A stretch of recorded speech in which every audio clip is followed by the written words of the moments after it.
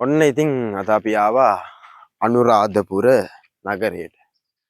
ඉතින් අනුරාධපුර නගරය කිව්ව ගමන් අපේ පළවෙනි රාජධානිය තමයි මතක් වෙන්නේ. අපේ පළවෙනි රාජධානිය මොකද්ද? අනුරාධපුර රාජධානිය ආරම්භ කරන්නේ කවුද? පණ්ඩුකාභි රජතුමා. ආරම්භ කරන්නේ කවුද? පණ්ඩුකාභි රජතුමා.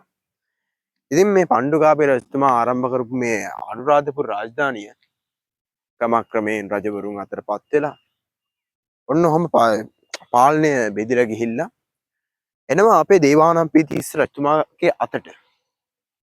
දේවානම්පියතිස්ස රජතුමාගේ අතට ආවට පස්සේ දේවානම්පියතිස්ස රජතුමා හදනවා තිසාවැව.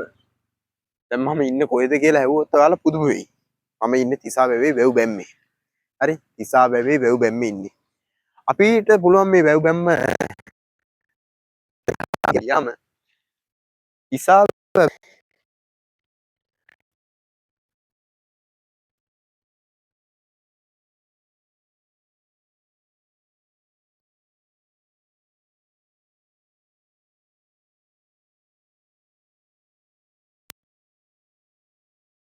මේ කැමරාවෙන් තව සුළු මොහොතකින් දැක් ගන්න පුළුවන් අපේ තිසාවැවේ දර්ශන පිළිබඳව. තිසාවැවේ දර්ශනය තමයි මේ තියෙන්නේ. ඇත්තටම මුල් කාලයේදී ගම්බැවක් ලෙස ආරම්භ වුණු මේ තිසාවැව පසු කාලීනව අවශ්‍යතාවය අනුව විශාල කරමින් අද මහවැවක් බවට පත් වෙලා තියෙනවා. නමුත් මේ ගම්බැවක්. ඉතින් මේ තියෙන්නේ ඒ සුන්දර තිසාවැව. අර ඈතින් පේන්නේ ඔය ඈතින් පේන්නේ රුවන්වැලි සෑය. කවුද පුතේ ඉදි කලේ? දුටුගැමුණු රජතුමා.